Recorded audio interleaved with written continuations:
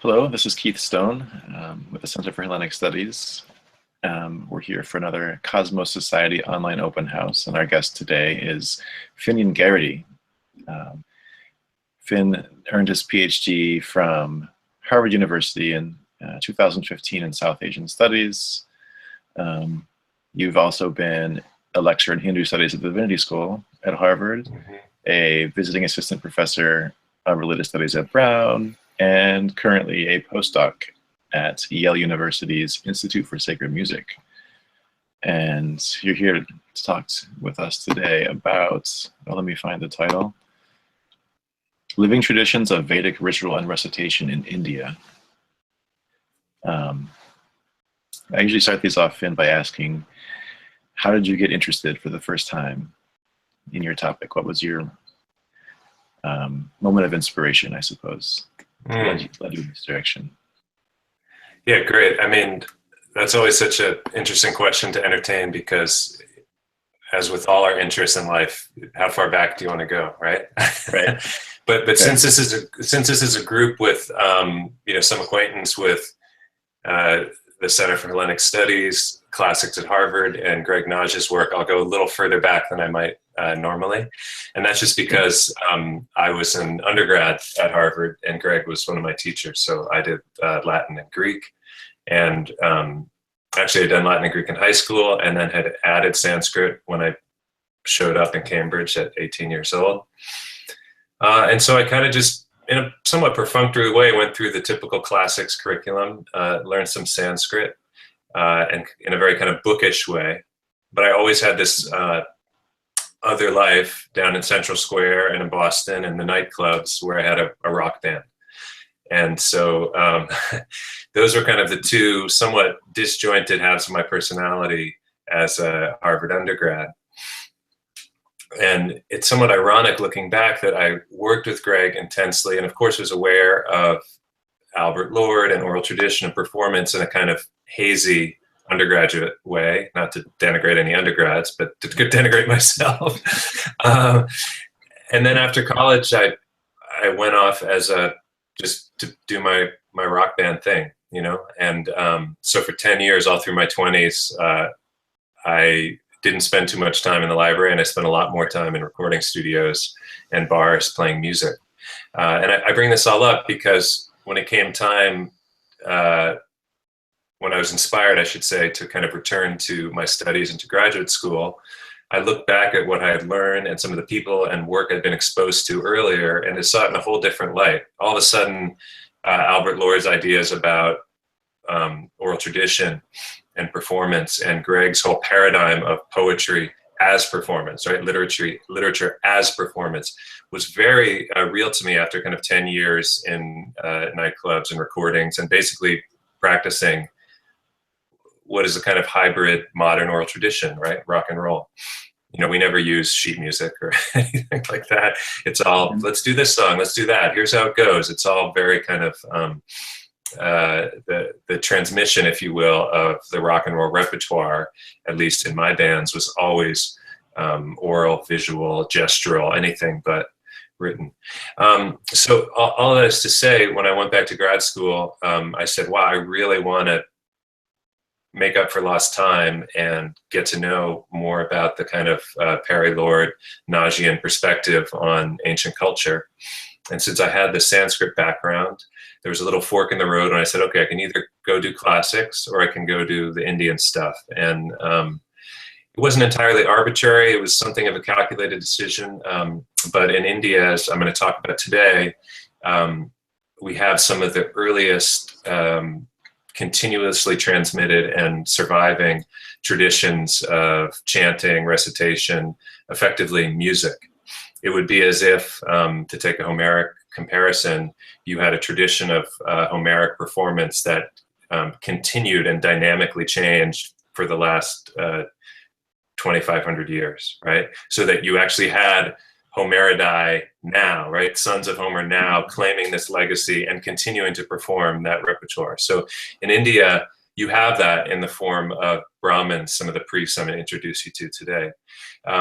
but so looking, as I kind of contemplated that's when I made my choice. And that's when that really informed almost everything I did in graduate school, in the sense of always trying to harmonize and go back and forth between words on a page, right, that I might be studying in books at Widener Library, and this awareness, drummed into me through my kind of acquaintance with Naj's work and Lord's work, that these words on a page had a parallel existence in pre-modern India and even in modern India today. So I always go back and forth between those two things. And just to kind of circle back to your question, the moment of inspiration, maybe not so much a moment, but it's that it comes back to my own interests and exposure to some of these paradigms in college, right? Being a musician and feeling this disjuncture between the vital performance tradition I was a part of as a rock and roll singer and songwriter, and this kind of dry, bookish, sometimes staid literary tradition that I was being exposed to in school. And so the moment for me, that the motivation for me is this desire to join those, to find points of contact between those two worlds. Wow. And so maybe, should I just continue on into the material at hand? All right, so I'm going to share some slides with you as we go. And let me just say that it's a real pleasure to be talking with you all today under the auspices of the Center for Hellenic Studies about living traditions of Vedic ritual and recitation in India. And just to orient ourselves, I'm going to just show a map here on the screen of the subcontinent, as it's called, right? We're in South Asia, broadly speaking. We're looking at India. You can see kind of on the northern rim, you have the Himalayas, these amazing mountains. To the northeast, you have China, to the northwest, Pakistan, Afghanistan, Iran, and so forth. So that at least puts us into some kind of geographical perspective. And to understand Indian religious life today, right? You have to grapple with this fact that the past is always present. And so to understand Vedic traditions, we have to do some thinking about their very, very long history,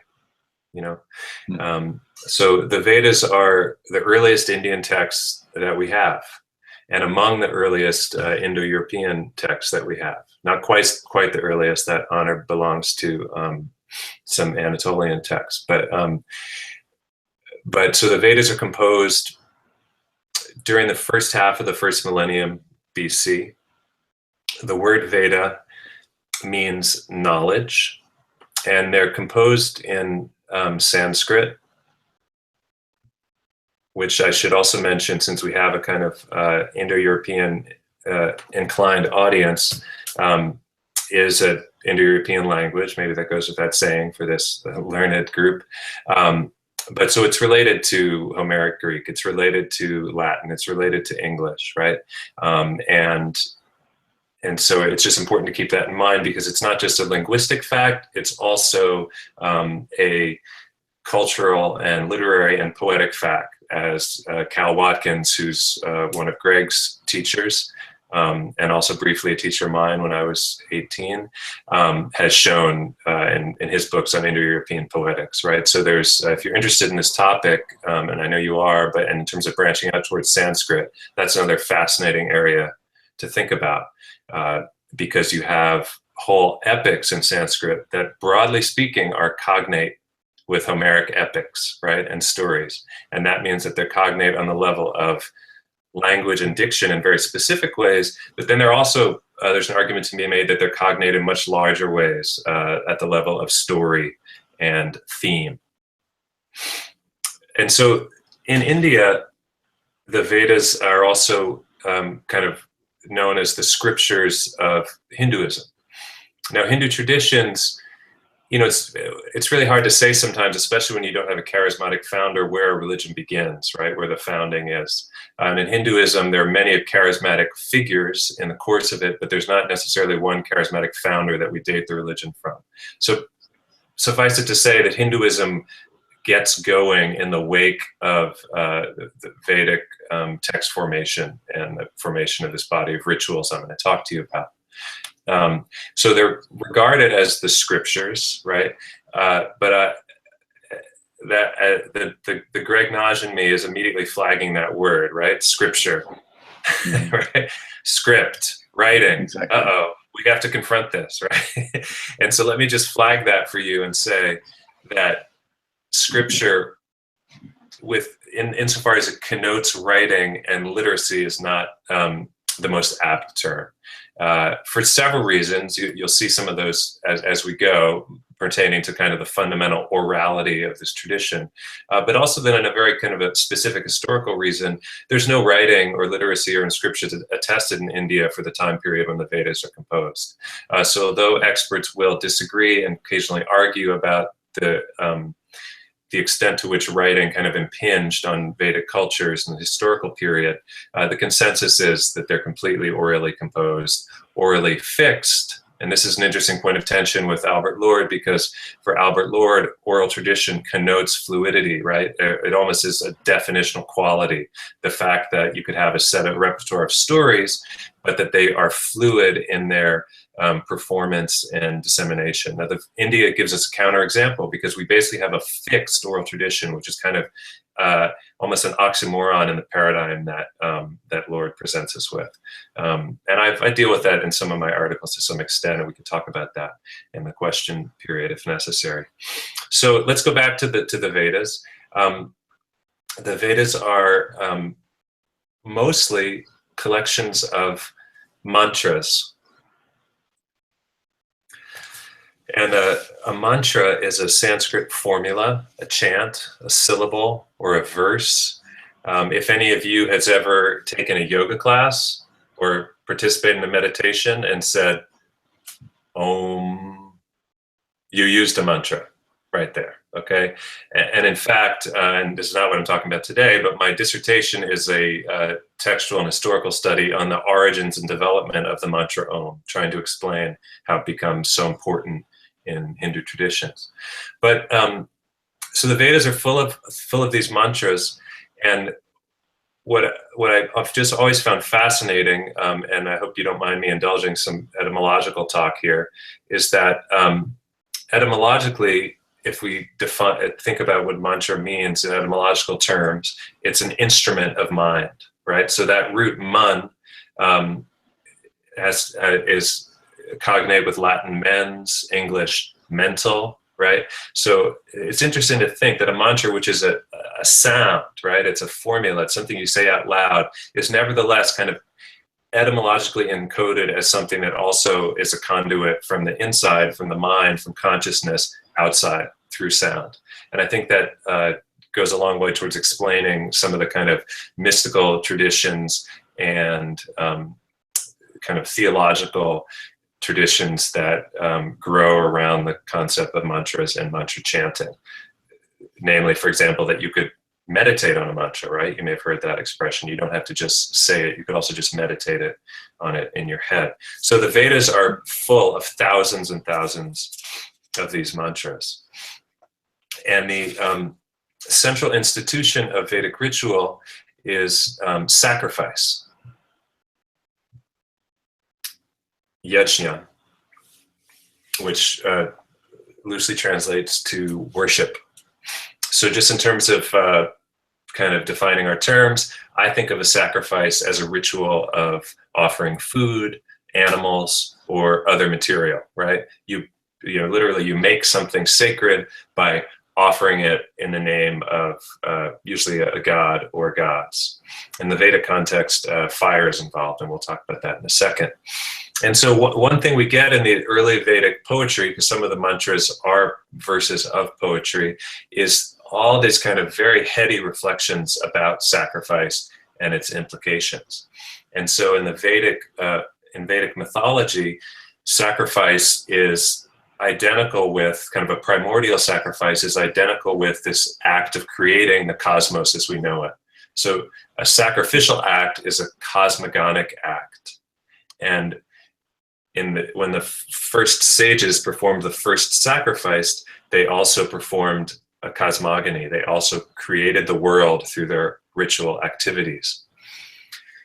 And this has an amazingly enduring legacy in Indian traditions and Hindu traditions. And the picture you see here on the slide is a picture of a large man. You can see he has 4 arms and all these kind of different accoutrements that have to do more with Hindu iconography than Vedic iconography. But nevertheless, he's representing the universe in an anthropomorphic, cosmos-sized form, right? So you can see, if you look closely, that he has little people on him and little realms of activity and society and animals and all these different things, and oceans around his belly, and the sun up by his forehead. And I bring this up because if we look back at the earliest Vedic mantras that describe this primordial sacrifice, there's a particularly famous piece called the Purusha Sukta, the Song of the Cosmic Man. And it's a little bit gruesome in the sense that the first victim of this primordial sacrifice was a human, was a man, right? So it's this kind of amazingly reflective thing, almost like thinking about time travel, right? That makes your head hurt. The cosmic man in which we are all residing now, according to this worldview, it was also the first victim of the first sacrifice. So let me read you these verses and to give you an idea of what I'm talking about. When they divided the man, into how many parts did they apportion him? What do they call his mouth, his 2 arms and thighs and feet? His mouth became the Brahman, his arms were made into the warrior, his thighs the people, and from his feet the servants were born.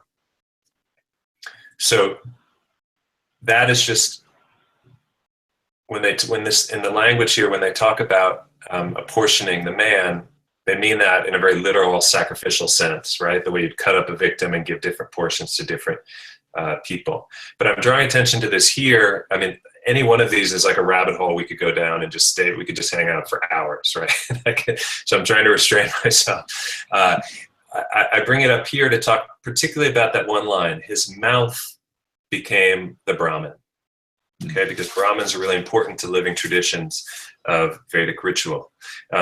Brahmins remain a social class of Hindu priests today. And so let me go find a nice picture here. All right.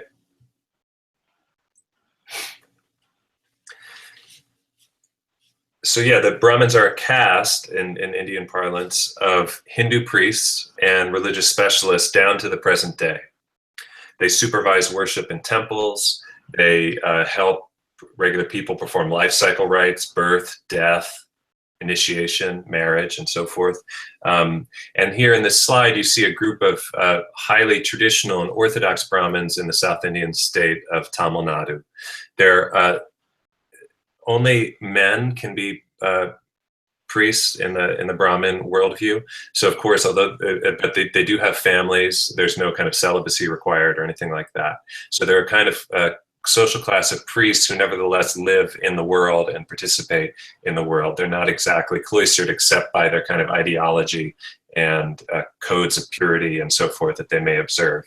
And I should also say that I hope it goes without saying that in modern India today, we have many families that might have identified as Brahmins and still identify as Brahmins, and yet nevertheless are now very secular, right? They work for multinational corporations, they work in post office, they're normal people like any of us. So it's the Brahmins I'm going to talk about today are actually a very small minority of that larger group or social class, and they're a minority in the sense that they're extremely orthodox and they maintain some of these we would call archaic traditions that have been passed down for several millennia.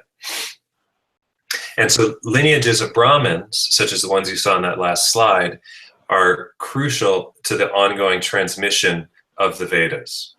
So for century, Brahmin males have memorized the entire Vedic corpus. And if you chanted the whole corpus, just kind of sequentially, it would take hundreds of hours. So this is an amazing feat of memorization.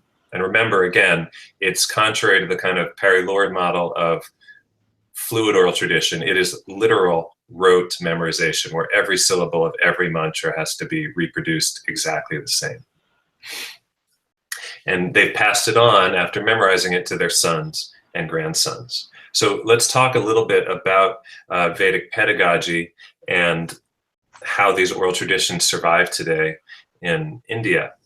So Vedic texts nowadays do take the form of inscribed manuscripts, right? So just because they're oral traditions, broadly speaking, doesn't mean that we can't look at them as texts. And so in this slide, you see palm leaves from a Vedic manuscript in South India. These are amazing to handle. They're quite rigid and a little bit thick, and they're maybe 6 or 7 inches long, and they're inscribed, as you can see, literally inscribed, like gouged out, almost like an inscription in the plant matter, text the different mantras of the Vedas. This particular one is in a South Indian script called Granta. And there'll be 8 or 10 lines of this on a given manuscript page.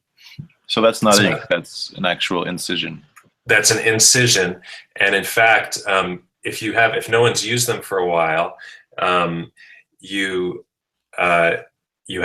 it's helpful to rub something in the incision so you can see them, because they're not dyed or they're not given any kind of color in any way. So the incision is actually the same color as the thing it's inscribed on. And so one trick that manuscript scholars use, because it's not very damaging because palm leaves are so tough, is you rub some powdered toner or something like that in the incision, and then you kind of shake it off, and you can temporarily, at least for the day, see the text quite neatly. And of course, as I mentioned in the introduction, these are also available as critical editions in printed books, and thank God for that, because it allows people like me and other scholars working on these materials to work with them in a kind of philological way that wouldn't be possible if they were just hours of recitation in someone's head. And so I spend a lot of my time in the stacks at Widener poring over just printed volumes, often in Roman script. So returning to the point I made earlier, we can think of the Vedas in some sense as scriptures akin to sacred canons in Western religions of the book, but it's not entirely accurate, right? And that's because it's orality and is so important to the Vedas as a institution. So let's go back here to some terms. So these palm leaf texts, for example, wouldn't be performed in a ritual. It's not a ritual of reading, but it's like a backup or some other kind of thing. Like, I'm familiar in my Christian upbringing with, a text of the Bible, right, being like literally read from in front of a congregation. But this is something different. It is different, although. In this case, there's regional variation. Certain Brahmin communities in certain regions of India have developed different ways of interacting and engaging with their heritage, right? Their Vedic heritage. And so you do have, so this Indian state of Maharashtra, for example, in ritual performance there, it would be more common to see a book or a manuscript being used in Vedic rituals. One of the reasons that I work in South India, where I work when I do my kind of contemporary and ethnographic work, is precisely because South Indian Brahminical traditions have a reputation for preserving a lot more of these kind of archaic strategies of performance that they've inherited from centuries before, and they're, relatively speaking, less affected by new technologies. Although one of the themes I'm going to develop as we go on is that actually they have incorporated some very interesting new technologies, like amplification, as was in the article I showed you. So I'd say it varies regionally, but for the Brahmin groups we're going to be talking about today, there's a real proscription against using any written materials in ritual performance. Even if you might use it at home as a kind of a refresher, right? Or something to remember it, or a meditative thing to kind of look at the text or something like that. Generally speaking, they're kind of forbidden from the ritual arena. So continue with this idea of writing and literacy. Another name for the Vedas that they get is, and Shruti literally means that which is heard. Okay, so these are oral and oral texts, right? You have to you listen to them and you speak them. And as an aside for Homerus, I should also mention that the word Shruti is etymologically related to ancient Greek kleos. And this is a point, of course, that Greg Naj has made, so eloquently throughout his career and life. But the point of the kind of little datum of comparison is the Sanskrit formula that we get in early Vedic, Shravas Akshitam, right? Shravas, Shruti, you hear there's a similar verb root going on in there, and which is cognate with the very famous Homeric formula, Kleos Aphthiton, imperishable fame, right? So in both societies, imperishable fame, in quotes, is an auditory phenomenon, right? Kleos is something you listen to, right? Shravas, glory, is something you hear about. And so this relates kind of tangentially to the point I'm making about Shruti, but I think it's an interesting one because it's another refraction of this idea that what is heard, auditory culture, sonic culture, is primary and paramount. And that ideology, which in some ways is a very ancient one, and in many ways, has been interrupted by the kind of success of writing as a technology across the world, nevertheless persists in the Brahmin communities that I'm talking about. And as Keith, your question really kind of puts a fine point on that. So I wanted to, I don't think he's here today, but I wanted to acknowledge my friend and mentor, Tenalapura Mahadevan, who lives in DC and sometimes participates in CHS events, because he's been a big help to me in understanding in South India where he's from. And he has this lovely formulation, human oral agency. And that's his way of saying that the agency of the text, right, the kind of the way a text exists through time, overlaps with the orality and humanity of its transmitters, right? So the basic idea here is that the Brahmins as a group are the human oral agency of the Vedas as a text. So let's just kind of try to absorb that for a second, right? That the text and the person overlap conceptually, theoretically. And that for the Vedas to be brought to life in all their kind of auspiciousness, purity and efficaciousness, they have to be chanted out loud. So the fact that you have a manuscript, okay, that's fine if you want to remember something, or you want, like me, write a historical article about what it meant or something like that, right? But in a religious context, and we're speaking now of the way they're used in Hinduism, what matters is that they are oral texts and that there's this agency, this kind of the Brahmins who are authorized to bring them to life in ritual context. So let's go back to the map again. And I want to show you in particular the South Indian state where I work, Kerala. I'm just fussing with Mark Tech here. So you can see down there at the bottom, I made a little arrow pointing to a state called Kerala, which is, by the way, a lovely place to work. It's like a little narrow little state. It's on the coast of the Arabian Sea. You have mountains in the background, the Western Ghats, and the dominant Brahmin group in Kerala is the Nambudhiris. Here's a picture from the early 20th century of Nambudhiri Brahmins, all wearing their very traditional garb. And you may have noticed in some of these pictures of Brahmins that they all wear a sacred thread over their left shoulder. It's unclear when exactly this custom originated, but some people explain it as a way of kind of a symbol of this kind of lineage, right, of text and ritual and cultural heritage that extends back generations. And so a sacred thread is something that most Brahmins will wear every day, especially when they're out in public.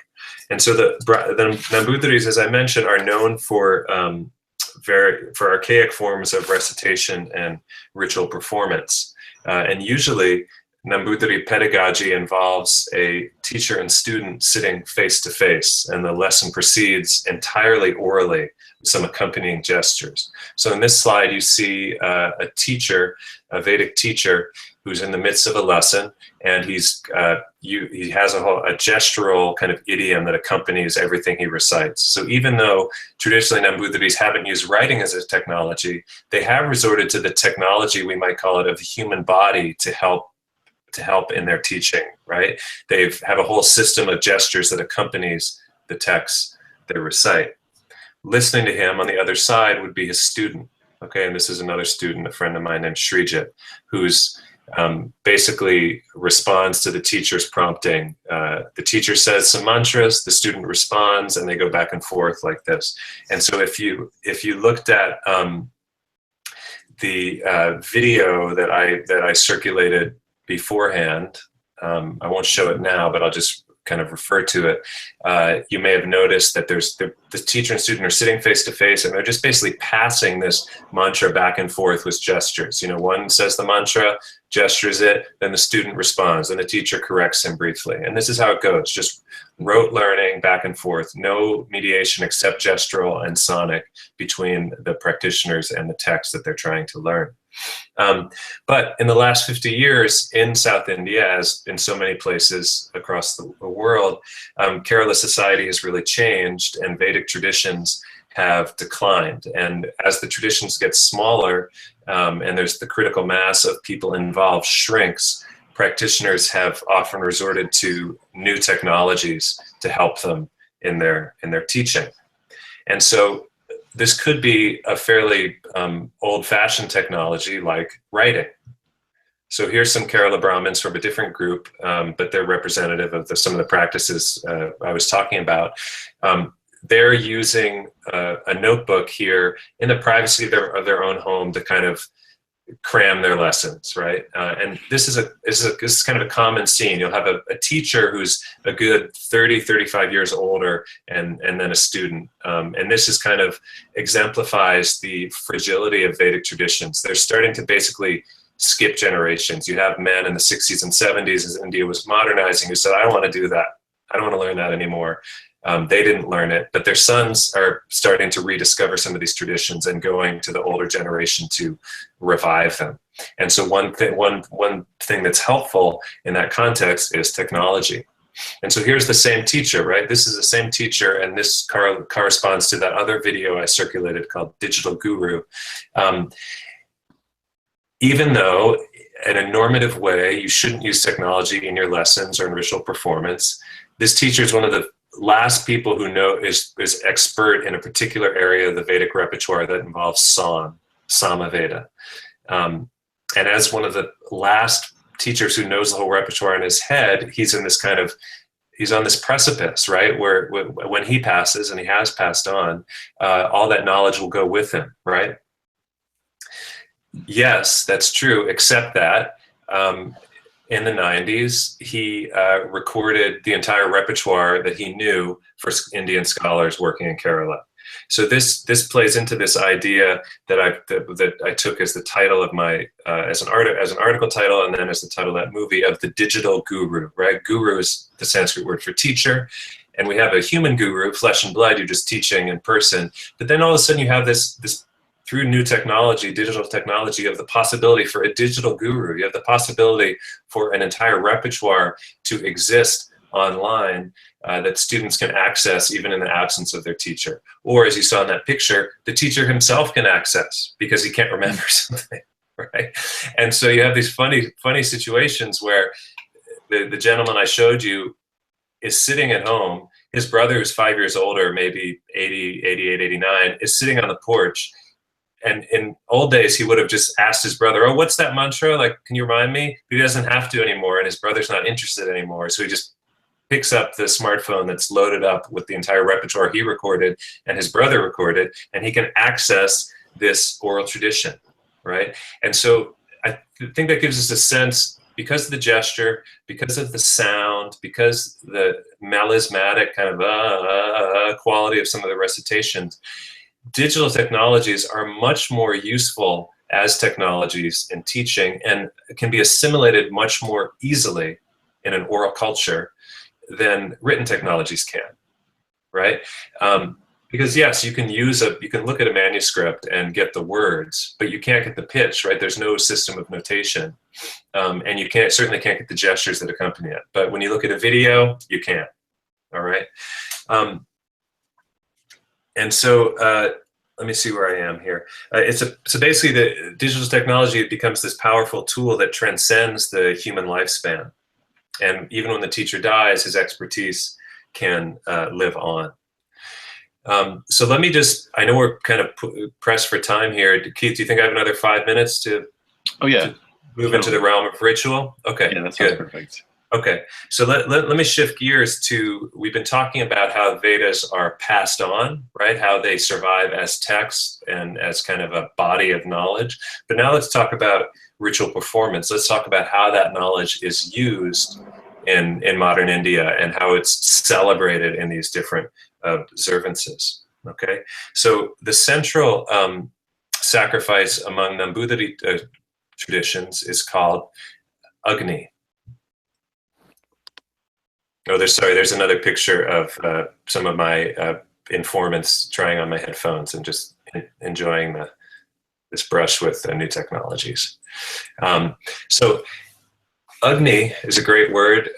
Again, I'll resort to some geeky etymology. Cognate with Latin ignis, English ignite. So Agni is the god of fire. Because of that, it's also the name of the fire altar in this ritual. And Agni also becomes the name, at least in Nambudiri traditions, for the entire multi-day ritual or sacrifice that I'm going to talk about today. So when I say Agni, it's kind of encodes these three levels of meaning, right? A deity, a kind of ritual implement, right, which is the fire itself, but then also the whole institution of sacrifice. Vedic sacrifice in Kerala. And in this picture, you see a group of Brahmins who are gathered around the Agni, the sacred fire, and in the process of making offerings into it. So this is an amazingly elaborate sacrifice. It's 12 days long. Yes, 12 days, day and night, no breaks. And it centers around the building of this brick altar in the shape of a bird, and you have a picture of it here. And maybe you can see that the wingtips. You can see the wingtips are in the foreground, right? So you're kind of looking at the bird from one side. And in terms of kind of ideology and soteriology, the idea is the practitioners make offerings and chant mantras on this altar, and in the course of the ritual kind of ascend to heaven with the patron of the sacrifice and earn immortality, and then come back down to earth and live out the rest of their days. So, but the bird is kind of this, it's like a ritual object and center of gravity, but then it's also kind of a theological and mythical symbol for this flight to heaven in pursuit of immortality. And in addition to all these offerings, which traditionally included animals, but nowadays, in deference to Hindu ideas about vegetarianism, doesn't involve animal killing anymore. In addition to all these offerings of grain and dairy products, there are thousands and thousands of mantras around other altars, not just the central one. And so in this slide, you have an Nambudiri Brahmin chanting mantras in front of a Vedic altar. And it builds up to this amazing climax on the 12th day when Agni, as a god, Agni, the god of fire, has this epiphany, right? And the way this is managed in ritual terms is they just light the whole thing on fire, right? So this whole thatched structure that hosts the ritual for 12 days, everyone vacates it, and they take the sacred fire that had been burning in the altars and they transfer it to the thatch, and the whole thing goes up in this amazing conflagration. And so you can see here, it attracts crowds of hundreds and thousands. And what you can also see here, if you look up in the upper left corner, you see some drops of rain. This ritual takes place in the hottest season of Kerala, the dry season, the summer, which is March and April, but towards the end of the summer. And so one of the folk beliefs about this ritual locally is that and this is one way that kind of these Brahmin rituals interact with kind of a larger matrix of beliefs and customs, is that if the Brahmins are successful in their chanting, right, with their mantras and their performance of this ritual, the appearance of the god Agni on the final night will make it rain unseasonably, will make it rain from a clear sky. And so as you can see from this picture, and I can vouch for this, I was there, this is indeed exactly what happened. I won't offer any kind of meteorological explanations. I'm not really qualified to give them. But I will say it was an amazing thing. And as you can see in this photo, people are just exulting. They're recording this. There's cheers going up. People are dancing. It's kind of a major moment of celebration. All right, so a few more comments now on how this ritual has changed, and then we can move to some kind of more Q&A and open discussion.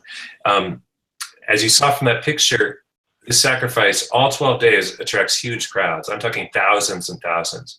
So even though in previous generations, 50 years ago, 100 years ago, it was a cloistered performance pretty much just for Brahmins and their peers, it's now become much more of a public Hindu festival and an occasion for acts of personal worship, piety, and then collective worship and collective celebration, as you saw in that photo. And new technology has a role to play here too in making this possible, right? Sharing this private sacrifice just for specialists with a much wider audience. So let's talk about that a little bit. The main technology that comes into play is amplification and microphones and loudspeakers. So all the mantras are recited. So you have these recitations of Vedic mantras going on through microphones, and they're piped out to loudspeakers all across the kind of ritual area. And here's a picture of one of those loudspeakers. And they're played, right, at really loud volumes, like ear-splitting volumes. You can hear them for many square kilometers around the actual sacrificial ground. So on a very kind of elemental, fundamental level, the mediation of technology and microphones and speakers allows the mantras and the ritual performance to be easily audible to a much wider audience. Okay, and so for that reason, this kind of leads to the title of the article that I circulated this week, The Amplified Sacrifice. And I try to make the case in that article that amplification offers a new paradigm and a new way of looking at Vedic sacrifice in modern India and in Kerala in particular. And there's a visual aspect to this as well that's kind of that I kind of try to include in the paradigm, and that is the use of cameras and video screens. So the entire proceedings inside, which are fenced off, from which non-Brahmins are excluded, right? So in the interest of kind of purity and sanctity, Brahmins have this ideology that only their in-group and the ritual practitioners can be up close actually performing the ritual. But one way this is shared, it's kind of like a sports event or something, right? They have cameraman and even a camera crane in some cases that roves about inside and then gets a televised signal and broadcasted on a closed circuit TV. So this photo here is just a photo of the TV monitor that's a couple hundred yards away from the ritual performance. And this is going on 24 hours a day, 12 days a week. So you can hear all the mantras, you can see everything that's happened. It kind of brings outsiders as close as possible to the action without letting them actually in. Now, one thing that I find especially interesting about the amplified sacrifice is the way it bridges divides, right? So I've already alluded to one of these divides. That's the divide between tradition and modernity, right? So that kind of the old sacrifice was private and was kind of, there was no microphones, nothing like that. The new sacrifice is like highly technological and is public. And this is expressed in much more concrete terms, and you can see it in this photo. You see the ritual ground to the right hand of this barrier, right? This pipe, and then you see all the audience to the left hand gathered, trying to get a look at what's going on. Okay, and trying to hear what's going on. And I noticed a question asking what they're singing about for all 12 days. It's basically praise poetry. They're singing about different Vedic gods, saying, "You're so great, come to our sacrifice." It's modeled on kind of Indo-European paradigm of guest worship, where offerings are given to the gods as kind of food and drink to kind of fet them and celebrate them. But back to this barrier, that's the line which non-Brahmins are not allowed to cross. Okay, and yet it's very important, obviously, and so that seems kind of awkward, right, on some level. Here's another picture of a different angle and a different barrier. This one much smaller. So it's a barrier that you could actually easily go over, right? But the kind of cultural barrier is very, very real there.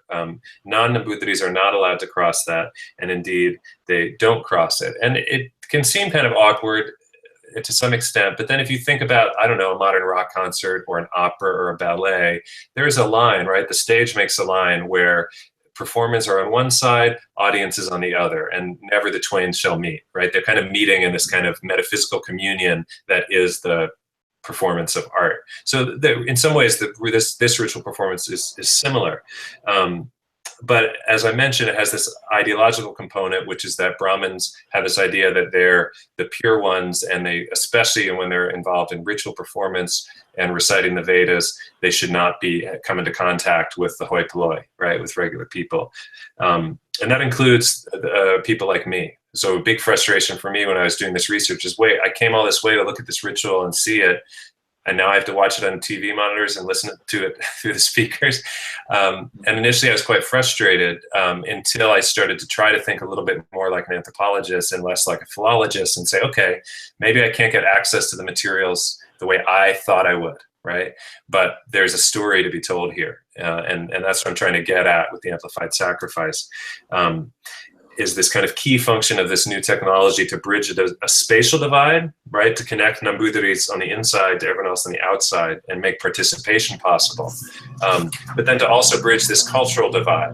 So you have a sonic amplification that's going on and giving Nambudhiris a louder voice in a very literal terms. But then you have a cultural amplification, right? That through new technology, just the way writing amplifies things by making it disseminating it to a much wider group of people, through new technologies, Nambudhiris and their Vedic traditions, which in some respects are threatened, declining, having to fight, kind of eke out their existence in modern Indian society, are culturally amplified, are given a much larger voice. You know, this is a media circus. I mean, the newspapers write about this every day, television cameras are there, and so on.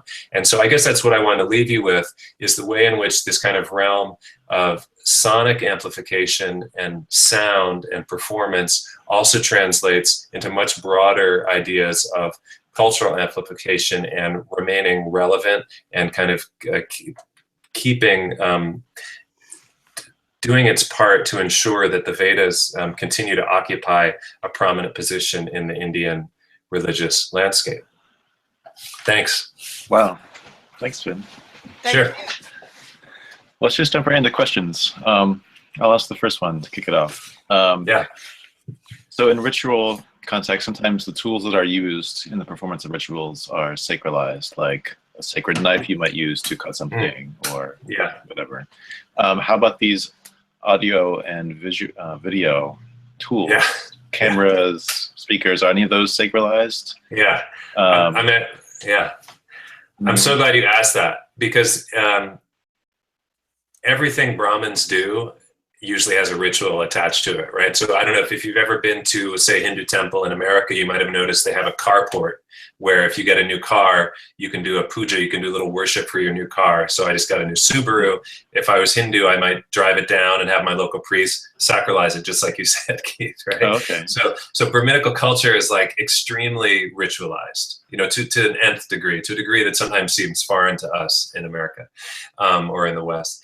And so, yes, you would expect that with the introduction, this kind of imposition of new technologies and kind of fundamental change in the paradigm, that there would be some kind of effort to kind of explore the theological implications of this, to account for the kind of ritual, you know, to ritually integrate it, as you mentioned.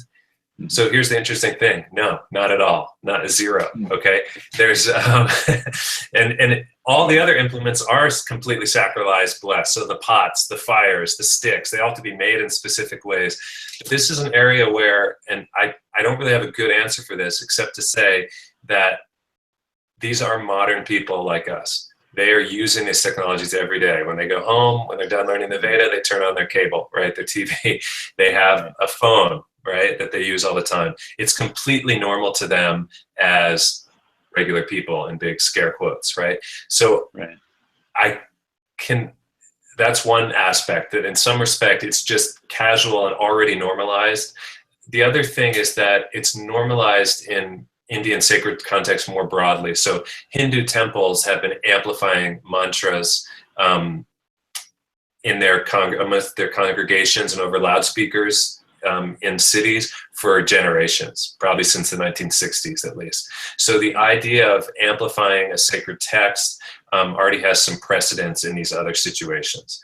So I think that might account for some of this almost kind of casualness with which these very, to me at least, kind of stunning new technologies are adopted. I'm sorry, I missed, someone typed in a question, but it disappeared.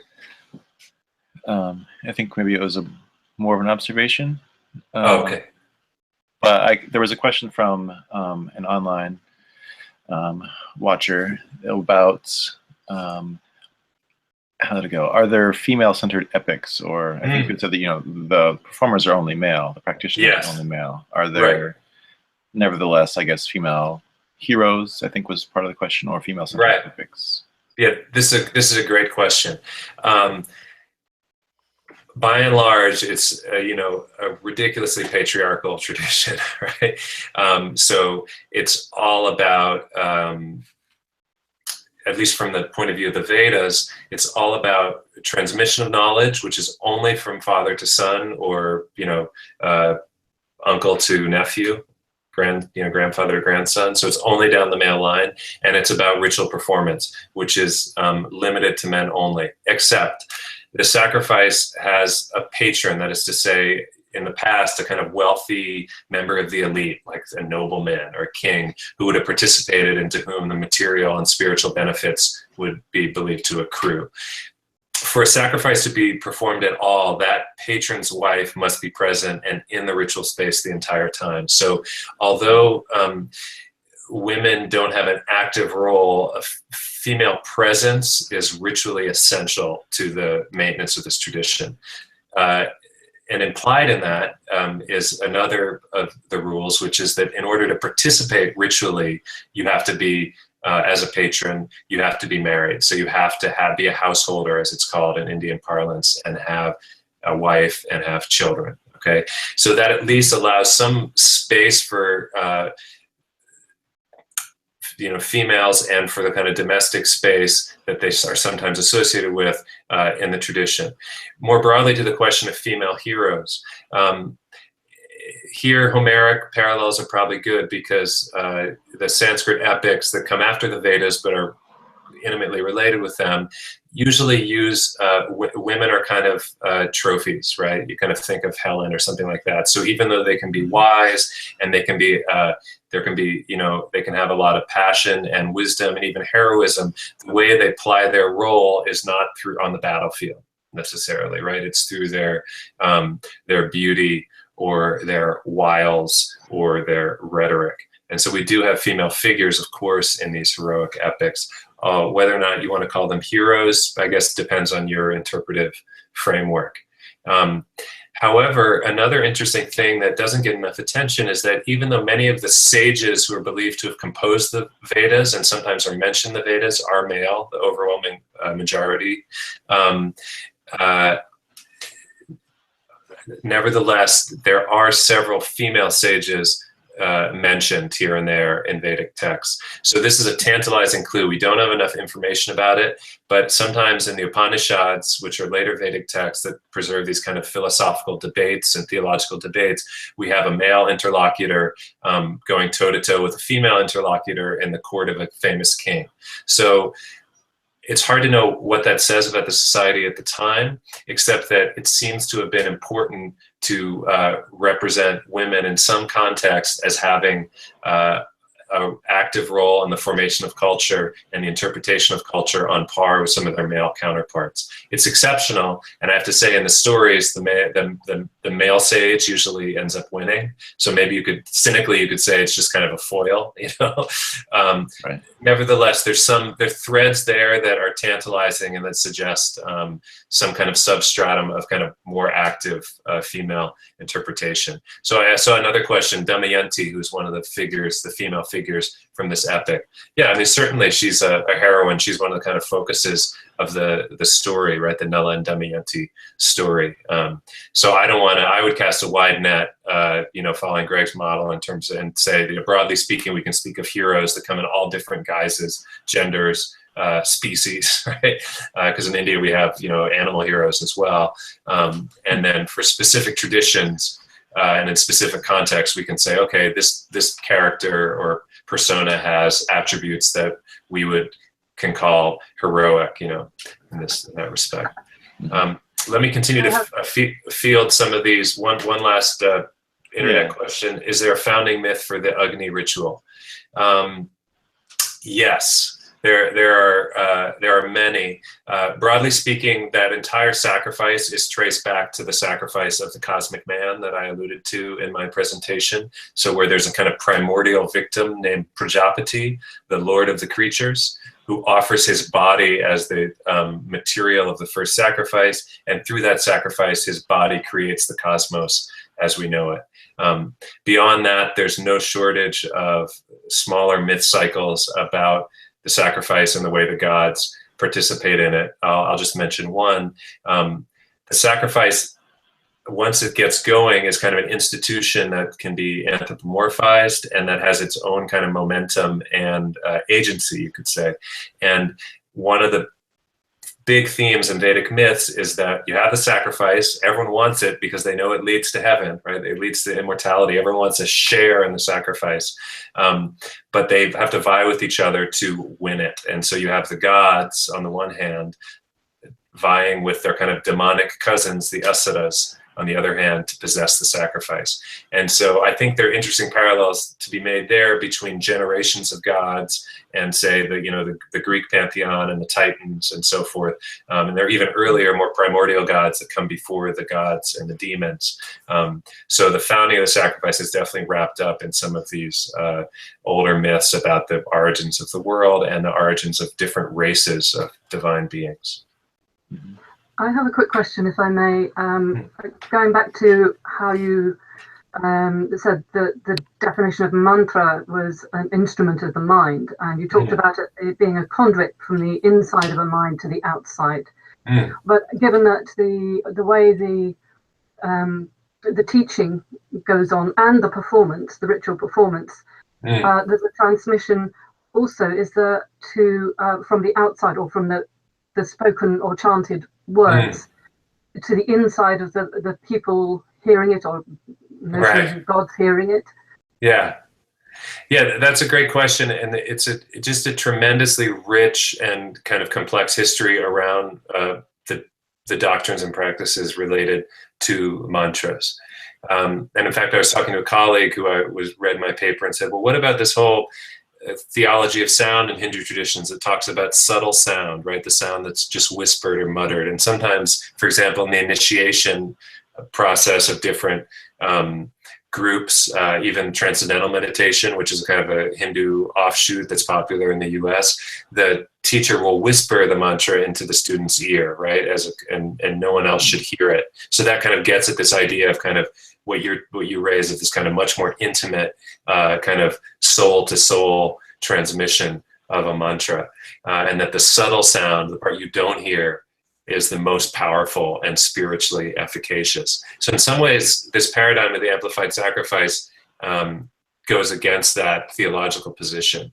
And all I can say is that they kind of coexist, not even in, maybe not even in tension. It's just kind of a both and kind of situation.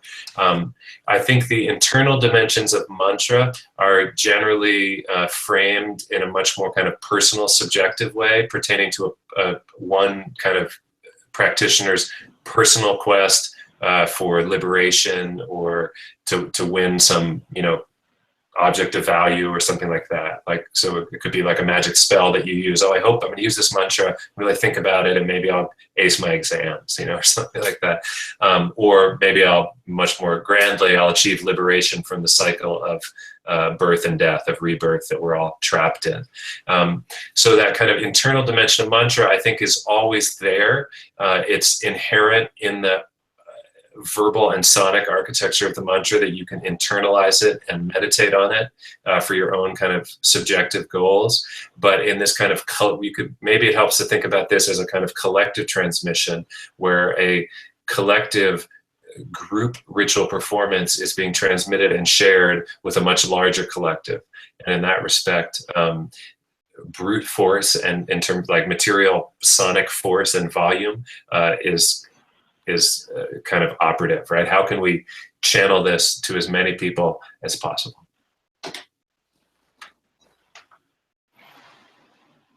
Maybe just one more question here. I see a question from you, Jack. To what extent, if any, does Hindu thought privilege seeing through Veda, privilege seeing as knowledge, darshana versus shruti? Yeah, great. Yeah, I mean, that's a very informed question, an important one, because obviously with my interest in the theme I've been developing today, I've emphasized this kind of the hearing side of things, right? The shruti. But darshana, it's undeniable that in the language of the earliest Vedic texts, the rishis have this kind of synesthetic experience of sound. So the rishis who composed the Vedas and the mantras, so the myths go, actually saw them. They saw the sound, and that's what I mean by synesthesia, that it crosses senses, right? It combines these two different aesthetic realms, the aesthetic realm of seeing, which is represented by the Sanskrit root drish, to see, or darshana, and that remains current. We have darshana, or schools of Indian philosophy that continue from that. But so in the Vedic context, a rishi is a person with a special talent, right? Or kind of status that allows them to transcend these kind of aesthetic realms. And so when a rishi experiences a mantra, and maybe this gets back to the earlier question of how can we go from inside to outside. When a rishi experiences a mantra, the language of the poetry says they are drish, they are seeing that sound. Once they see it, however, they codify it, and their disciples compile it into these canons, which then must be passed on from mouth to ear, which must be heard, right? So someone who's not a rishi cannot necessarily see the poetry. And I did notice one of our participants, I can see on our screen, raised her hand a while back to ask a question on the, maybe you can go ahead. Sure, Keith, you have time for a short let's question, just go a just little fast.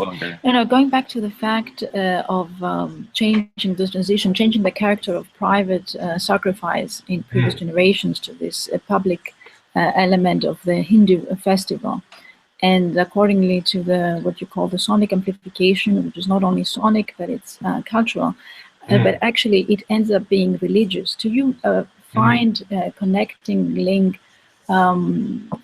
with recent developments, political developments in India, where Hinduism has become ferociously, the national religion?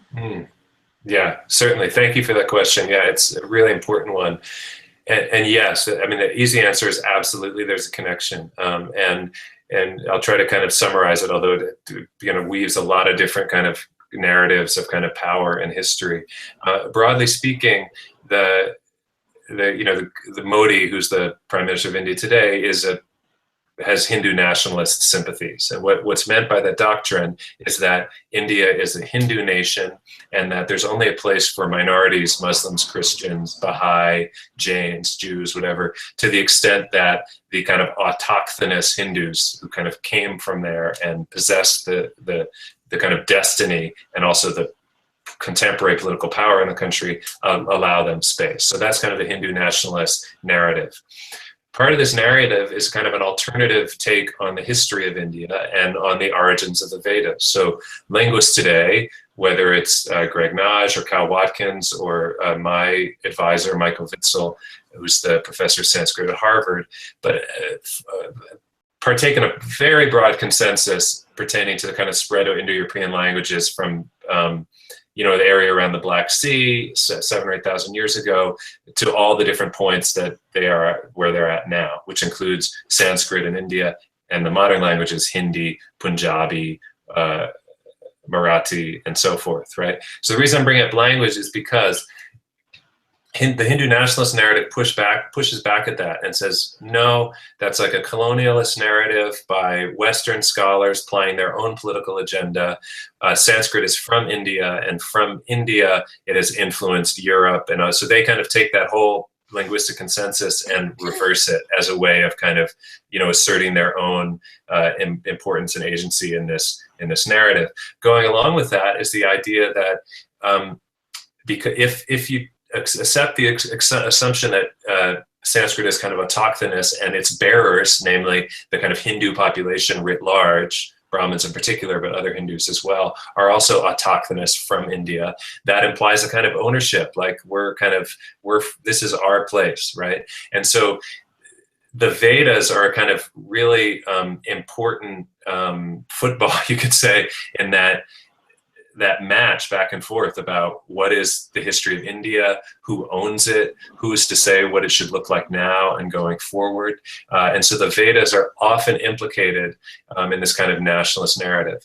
Less so in Kerala, in South India where I work, more so in central and northern India, to the extent that, again, to take the example from Maharashtra, you have the politicians, one of the main politicians in Maharashtra, underwriting and performing a Vedic sacrifice with the help of Brahmins as the patron and paying for the entire thing with state money. Okay, so this is a way, just to your point, where these kind of two narratives coalesce, right? This kind of the survival, quote unquote, of these archaic Indian native traditions, again in quotes, and their revival in a political context that sends a very strong message. It's a show of Hindu strength, right? A show, an assertion of power and ownership, not just through culture. So I would say that it's very much a part of the Hindu nationalist narrative in the politics today.